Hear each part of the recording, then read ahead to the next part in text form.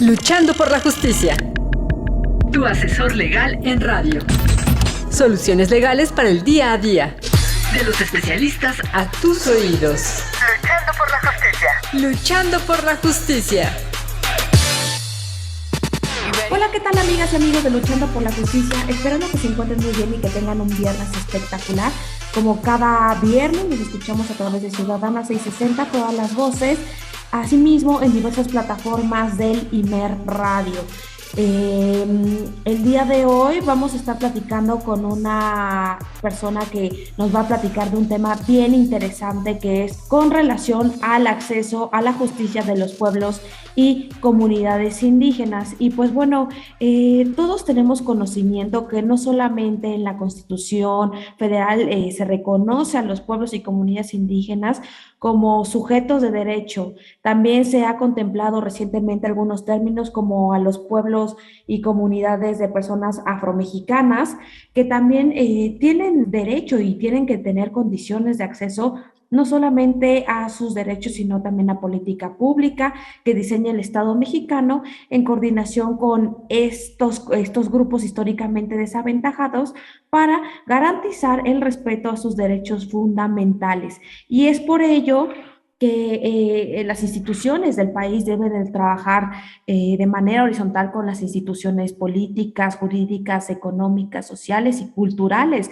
de este país para hacer efectivas sus derechos y reivindicar estas limitantes que han venido siendo históricas y así poder fortalecer no solamente su cultura, sino su identidad colectiva. Pero para este tema del acceso a la justicia de estos pueblos o comunidades indígenas, tenemos como invitado a Héctor Carreón Perea, quien es comisionado integrante de la Comisión Técnica de Transición a la Fiscalía General de Justicia de la Ciudad de México. Querido Héctor, bienvenido a Luchando por la Justicia del Instituto Mexicano de la Radio. Estimada Jessica, muchas gracias por la invitación y agradecer también a todo tu auditorio, a los radioescuchas que nos están siguiendo en este importante proyecto de divulgación académica y jurídica. Muchas gracias a ti, querido Héctor. Y pues bueno, ¿cómo estamos en este tema del acceso a la justicia de los pueblos y comunidades indígenas? ¿Cómo empezar a advertir estas limitantes a sus derechos?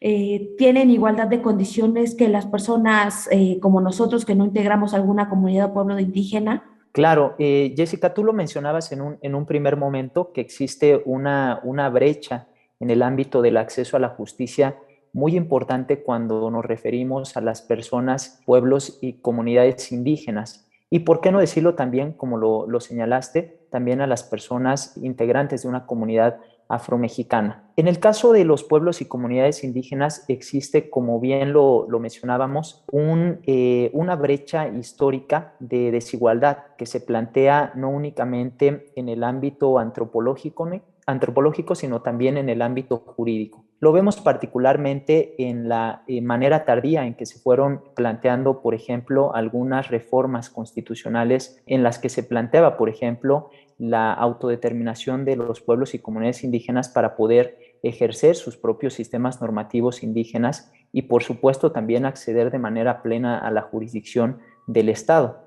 Sabemos que debido a la poca información que existe, a los progresos incluso tecnológicos que van aparejados a los retrocesos ideológicos que tienen que ver, por ejemplo, con temas como la discriminación múltiple, pues estos han motivado que el alcance de determinados derechos civiles inherentes, por ejemplo, al desarrollo del Estado de Derecho, pierda significado en cuanto a su plena promoción, respeto y protección por parte de las autoridades. Un derecho, por ejemplo, que a menudo se encuentra afectado por estas circunstancias, lo constituye principalmente el acceso a la justicia. Y este derecho de acceso a la justicia debemos de entenderlo como el engranaje o el engrane más importante para el desenvolvimiento del debido proceso frente a las dificultades no solo sociales, sino también culturales, económicas, así como individuales a los que nos enfrentamos de manera cotidiana. Nosotros, cuando nos enfrentamos de manera cotidiana a estas problemáticas que tienen que ver, por ejemplo, con la forma en que se están dando determinados servicios estatales, como es la procuración y la administración de justicia, nos damos cuenta que pues están implícitos muchos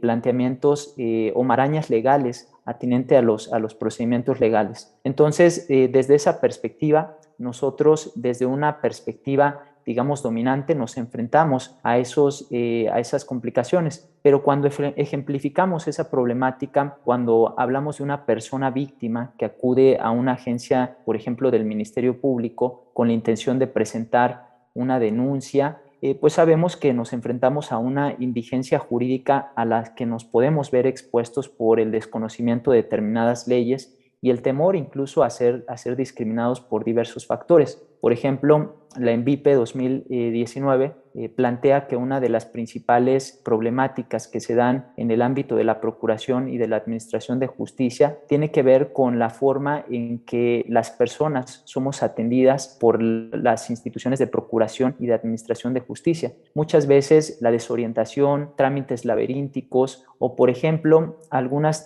cuestiones que tienen que ver con la discriminación por el simple hecho de pertenecer a un pueblo o comunidad indígena. Por ejemplo, yo ponía esta referencia porque uno de los diversos factores a los que se enfrentan las personas integrantes de un pueblo o comunidad indígena cuando exigen justicia ante las instituciones estatales y no solo ante sus instituciones internas, tiene que ver con que no hablan, en este caso no hablan el español y hablan una lengua distinta a este. Entonces representan en sí mismas un obstáculo para acceder a la justicia y ejercitar adecuadamente sus derechos ante el sistema de justicia penal. Desafortunadamente, tratándose de personas pertenecientes a un pueblo o comunidad indígena, estos obstáculos o dificultades pueden verse agravados o pueden ampliarse, no solo por su identidad indígena, sino también por las barreras, como ya lo había mencionado, lingüísticas. Y adicionalmente, como se ha referido en algunos instrumentos internacionales, como son las 100 reglas de Brasilia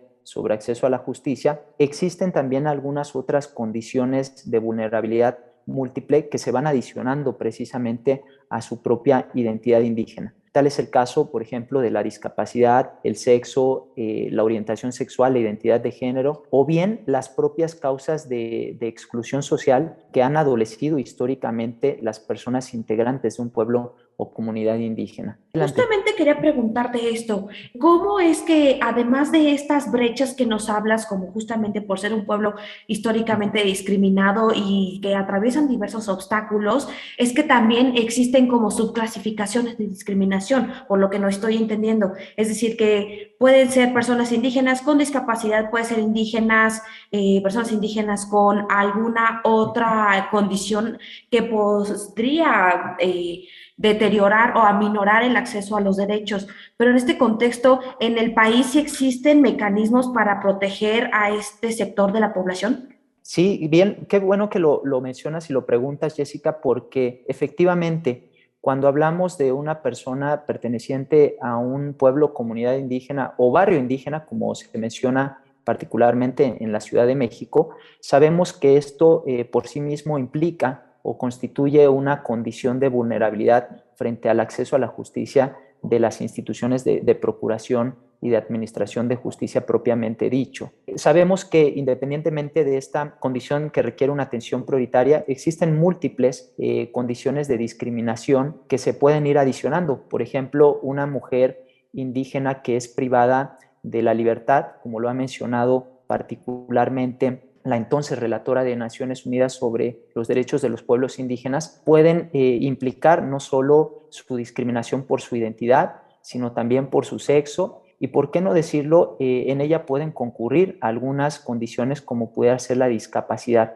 desde diversas, digamos, aristas, ¿no? Como puede ser la discapacidad física, la discapacidad auditiva o, por ejemplo, alguna persona indígena que pueda tener una discapacidad psicosocial. Es importante mencionar que frente a esta situación, la Constitución de los Estados Unidos mexicanos plantea que todas las personas integrantes a un pueblo o comunidad indígena tienen dos derechos fundamentales que están vinculados precisamente con el acceso a la justicia y la asistencia jurídica. Y estos tienen que ver con que una persona que ha sido víctima, por ejemplo, una persona de identidad indígena que ha sido víctima de un delito o de un hecho victimizante o una grave violación a derechos humanos, tiene el derecho de exigir a las autoridades de procuración y de administración de justicia que esas circunstancias no queden impunes y que eventualmente se repare el daño por esos hechos de carácter delictivo. Esto quiere decir que las personas pertenecientes a un pueblo o comunidad indígena tienen el derecho a exigir a las autoridades de que se materialice esa jurisdicción que se plantea en el propio artículo 2 constitucional. Y a su vez, cuando se dan determinadas condiciones, por ejemplo, que una persona indígena haya sido, en este caso, afectada en su patrimonio o en sus bienes al interior de su comunidad, puede tomar la determinación de que esa problemática se resuelva no solo por parte de las autoridades, en este caso ordinarias o dominantes, sino también por parte de sus propios sistemas normativos indígenas. En ese sentido, a mí me gustaría retomar que el derecho de acceso a la justicia que se plantea no solo en el artículo 17, por ejemplo, que establece que los procedimientos sean más rápidos y efectivos, la propia Constitución también plantea que ese derecho de acceso real a la justicia implica la adopción de medidas especiales que tengan en cuenta las necesidades de las poblaciones indígenas, velando por que esa asistencia jurídica se preste a aquellas personas que viven en zonas rurales, alejadas y social y económicamente desfavorecidas. En este sentido, la asistencia jurídica debe entenderse en un sentido amplio y no solo comprende asesoramiento jurídico, sino también una representación letrada de las personas involucradas en un proceso penal, independientemente de su calidad o situación jurídica. Es por eso que, atendiendo a tu pregunta, una de las principales, digamos, beneficios que se plantean a través del acceso a la justicia tiene que ver con la gratuidad de los servicios de procuración y de administración de justicia y, ¿por qué no también una defensa pública bilingüe a disposición de las personas acusadas para que se garantice un juicio imparcial? Oye, qué interesante, Héctor, porque, bueno, nosotros teníamos conocimiento que, pues, en términos generales, la Constitución debe de garantizar el debido proceso para todas las personas, incluyendo a las que son de grupos y comunidades indígenas. Sin embargo, tú nos estás hablando de este abanico de oportunidades y de garantías que deben de otorgar las autoridades del Estado mexicano, como es el otorgamiento de traductores bilingües, sobre todo para sus lenguas maternas, porque si bien es un gran sector de la población el que todavía tiene conocimiento o practica o habla alguna lengua indígena, la realidad es que no es la totalidad, ni siquiera un 2% de la población. Sin embargo, es que qué maravilloso que existan personas capacitadas y que dentro de las autoridades impartidoras de justicia ya se cuenten con estos mecanismos para poder garantizar no solamente un acceso gratuito y de fácil acceso, sino también que existan personas que puedan ayudarles a entender en su cosmovisión y en su entendimiento todo lo que está rodeándoles respecto a sus derechos humanos. Pero bueno, Héctor, vamos a hacer una breve pausa aquí en Ciudadana 660, todas las voces. Invitarlos también a todas las personas que nos escuchan a que escuchen el podcast del programa, en el cual pueden escuchar esta colaboración que estamos teniendo con nuestro querido Héctor Carreón sobre los derechos de los pueblos y comunidades indígenas y diverso contenido que hacemos con mucho gusto para ustedes. Regresamos en breve, no le cambien. Luchando por la justicia, para fortalecer tu conocimiento sobre la forma ordenada y digna de vivir en la sociedad actual.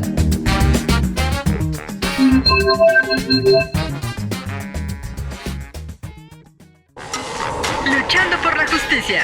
Brinda herramientas educativas para promover la cultura de la legalidad, los derechos humanos y la perspectiva de género.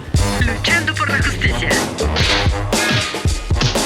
Hola, ¿qué tal, amigas y amigos de Luchando por la Justicia? Ya regresamos de una breve pausa aquí en Ciudadana 660, todas las voces, y como cada viernes nos escuchamos para hablar de diversos temas de lo más importantes e interesantes para el fortalecimiento de los derechos humanos para todas y todas las personas que integran esta sociedad mexicana. Y tan es así que el día de hoy estamos platicando con Héctor Carreón sobre el derecho a los pueblos y comunidades indígenas y cómo es que se debe de fortalecer estos procesos de acceso a la justicia y las formas en que se garantizan sus derechos humanos, en cómo se debe de consolidar la participación efectiva de estos grupos históricamente desaventajados, cómo es que debe haber una implementación y evaluación del acceso a la justicia y de la impartición a la misma, y tan es así que se han implementado programas y algunas políticas que atañen a fomentar el aprovechamiento justamente de diversos recursos, como son el uso de personas o para que colaboren en la traducción y de intérpretes de lengua materna para que ellos tengan acceso no solamente a una justicia de fácil acceso, sino también que también tengan intérpretes en la materia. Y querido Héctor, ¿cómo podemos ver el tema de estos intérpretes? Muchas gracias, Jessica, nuevamente por la invitación. Considero que es un tema sumamente relevante porque cuando hablamos del acceso a la justicia y la asistencia jurídica de las personas de identidad indígena o pertenecientes a un pueblo o comunidad indígena, uno de los principales, digamos, derechos o derechos clave para que se pueda acceder adecuadamente a la jurisdicción del Estado y también a sus propios sistemas normativos indígenas, tiene que ver con esa asistencia que pueda ser brindada por un intérprete o también por una persona traductora. Solo para entender la problemática o la magnitud de esta problemática que se da en el Estado mexicano, actualmente el Instituto Nacional de Lenguas Indígenas tiene un catálogo de las lenguas indígenas nacionales. Existen 11 familias lingüísticas indoamericanas, 68 agrupaciones lingüísticas y 364 variantes pertenecientes a esas agrupaciones. Esto quiere decir que cuando se brinda o se quiere brindar el derecho de acceso a la justicia o garantizarlo de manera adecuada, tenemos que analizar el contexto general de toda esta problemática. México, de acuerdo a lo que establece su propia, digamos, riqueza cultural, es un país donde convergen muchísimas culturas, lenguas y, por qué no decirlo, también sistemas normativos indígenas. Eso implica que el Estado pueda proveer de manera adecuada estos servicios y sabemos que una de las problemáticas a las que se enfrenta es que si bien se cuenta con algunos traductores e intérpretes en diversas variantes pertenecientes a esas agrupaciones lingüísticas, sabemos que muchas veces se ve desbordada la propia práctica para poder brindarse adecuadamente estos servicios. También otra de las problemáticas que existe es que no solo la falta de intérpretes y traductores especializados en procesos judiciales, sino que en algunas ocasiones los mismos operadores jurídicos, ya sean ministerios públicos o jueces, desconocen o no distinguen claramente la función del traductor y del intérprete. En una obra que coordiné hace un par de años, en el 2019, que se llama Derechos Indígenas y Acceso a la Justicia Penal, publicada por el Instituto Nacional de Ciencias Penales, uno de los autores, particularmente el doctor Juan Gregorio Regino, dice que debemos de plantear una distinción específica entre la función de los intérpretes y los traductores. Si bien hacen cosas similares, estos operan en ámbitos distintos. Por ejemplo, mientras un intérprete pasa lo que se dice oralmente en una lengua a otra, un traductor también traslada un mensaje de una lengua a otra, pero de manera escrita. Y considero que ese es uno de los planteamientos que se deben de hacer los operadores jurídicos, independientemente de la función que ellos desarrollen. Por otra parte, cuando hablamos de problemáticas de acceso a la justicia, 9 de cada 10 personas privadas de la libertad de identidad indígena no reciben este apoyo de intérpretes y traductores. Y si a ello agregamos que en fechas recientes se ha planteado, digamos, se quiere replantear el trabajo que realiza el Instituto Nacional de Lenguas Indígenas, pues eso implicaría un retroceso también en la forma en que se puedan brindar todos estos servicios. Recientemente sabemos que en el Estado mexicano se firmó la Declaración de los Pinos Chapultepec en temas de lenguas indígenas en la justicia y los servicios públicos. Y es ahí donde considero que debemos de comenzar a replantear y poner un acento o, digamos, mayor importancia en la forma en que se están brindando estos servicios para poder garantizar, como ya lo habíamos mencionado, ese derecho a la libre determinación, autodeterminación y, por supuesto, el derecho a acceder adecuadamente a los servicios de justicia que brinda el Estado mexicano. Justamente ahorita que platicas sobre estos nuevos temas de política pública que están implementando por parte de las autoridades del Estado mexicano, es que también se planteó en algún momento el Programa Nacional de los Pueblos Indígenas. Este Programa Nacional de los Pueblos Indígenas contempla también los temas de acceso a la justicia. Claro, claro, qué bueno que lo traes a colación, Jessica, porque como sabemos, el Instituto Nacional de los Pueblos Indígenas lleva a cabo, o digamos, es el órgano coordinador de todas las políticas en materia de desarrollo de los pueblos y comunidades indígenas a nivel nacional. no solo de manera directa, sino también con el apoyo de diversas instituciones que tienen que ver con el desarrollo social, con el desarrollo cultural y, por supuesto, aquellas instituciones que participan en el acceso a la justicia o en la procuración y administración de la misma. En ese sentido, me gustaría destacar que uno de los programas que ustedes como radioescuchas pues deberían en este caso deben de tomar en consideración para darle difusión y divulgación, tiene que ver con el programa de las casas de la mujer indígena y afromexicana, que es un proyecto de autogestión que se está dando, por ejemplo, en algunas comunidades y pueblos para que aquellos grupos de mujeres indígenas que se puedan agrupar estén, incorporando algunos mecanismos de acceso a la justicia para garantizar que aquellas mujeres y niñas víctimas de actos de violencia por razones de género, por su propia identidad, también puedan acceder adecuadamente a estos servicios. Este programa, al igual que muchos otros que se estarán impulsando seguramente por el gobierno de México y particularmente por organizaciones de la sociedad civil en coordinación con instituciones internacionales, tiene que ver con el empoderamiento también de los pueblos y comunidades indígenas y particularmente las mujeres que han sido víctimas de diversos tipos y modalidades de violencia, como lo establece la propia Ley General de Acceso de las Mujeres a una Vida Libre de Violencia. Sí. Héctor, justamente en este punto quisiera hacer una pausa porque ¿cómo es que se puede acceder a la justicia para las personas que son integrantes de pueblos y comunidades indígenas? ¿Su procedimiento es por la vía ordinaria o cómo estas personas pueden acceder a la justicia frente a la vulneración de sus derechos? Existen dos planteamientos importantes que ustedes los pueden analizar a partir de la lectura del artículo 2 constitucional. El primero de ellos tiene que ver con el acceso a la jurisdicción, como ya lo había mencionado, donde cualquier persona que haya sido afectada por un delito, un hecho victimizante, puede acudir ante el Ministerio Público o ante las autoridades jurisdiccionales. Y particularmente uno de los planteamientos es exigir que primero se reconozca su identidad y también su pertenencia a un determinado pueblo o comunidad indígena.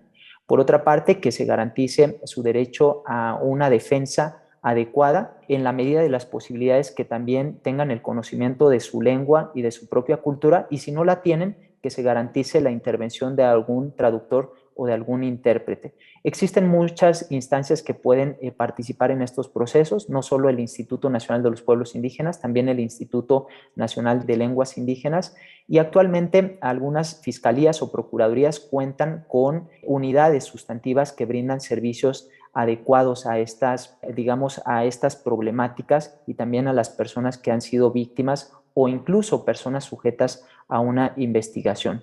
Y en un segundo plano, de manera muy rápida, comentar que existen determinados parámetros que establece la propia legislación procesal penal. Por ejemplo, cuando ustedes analizan el artículo 420 del Código Nacional de Procedimientos Penales, no se requiere ser abogado para poder, invocarlo, y es necesario que ahí se plantean algunos esquemas o parámetros para que nosotros o aquellas personas que pertenezcan a un pueblo o comunidad indígena puedan solicitar que en determinados casos esa problemática se resuelva a través de sus propios sistemas normativos indígenas. Por ejemplo, una persona de identidad indígena que haya sido afectada por despojo o hayan afectado su patrimonio, personas de su misma comunidad, puede acudir ante sus propias autoridades o bien ante la autoridad ministerial y ahí solicitar que directamente sea resuelto bajo su propia cosmovisión y también bajo sus propias normas internas que se dan en el pueblo o la comunidad indígena. Y también tomando en consideración que esos hechos se cometieron directamente en esa comunidad o en ese contexto cultural. Querido Héctor, ya se nos está acabando el tiempo lamentablemente en esta colaboración. Sin embargo, quisiera pedirte que en un minuto nos compartas qué es lo que te gustaría transmitir a la audiencia. ¿Qué mensaje te gustaría dejarnos? Muchas gracias por este espacio. Uno de los planteamientos más importantes es que tomemos conciencia y también interioricemos sobre las problemáticas que se dan en el contexto social y cultural de nuestro país. Vivimos en un país con una riqueza cultural muy importante y uno de los principales planteamientos que tenemos que hacernos como ciudadanos es entender que podemos también edificar un sistema de justicia verdaderamente integral que inspire a las autoridades, líderes, integrantes no solo de las instituciones de justicia, sino también de los pueblos indígenas para exigir y promover una participación efectiva e inclusiva en la consulta, planificación y ejecución de toda iniciativa de desarrollo de nuestras instituciones internas y también externas. Bueno, pues ahí tienen toda la información. ¿Cómo te contactamos en redes sociales por si tenemos duda de este tema? Claro que sí, si gustan me pueden contactar a través de Twitter, a través de la cuenta @HéctorCarreonP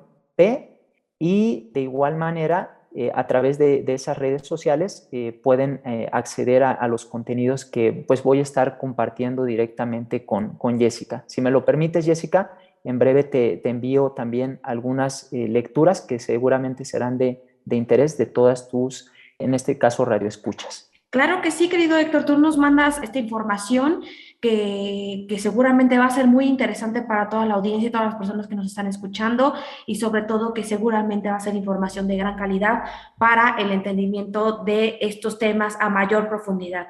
Pero bueno, esto ha sido todo por el día de hoy. Yo soy Jessica Torres. Los invito a que nos escuchen a través del podcast del programa de Ciudadana 660, todas las voces. Asimismo, invitarlos a participar y colaborar para la radio en México a través del podcast del programa. Que tengan un viernes espectacular. Nos escuchamos el próximo viernes. Adiós. Cápsula de la semana. Cápsula de la semana.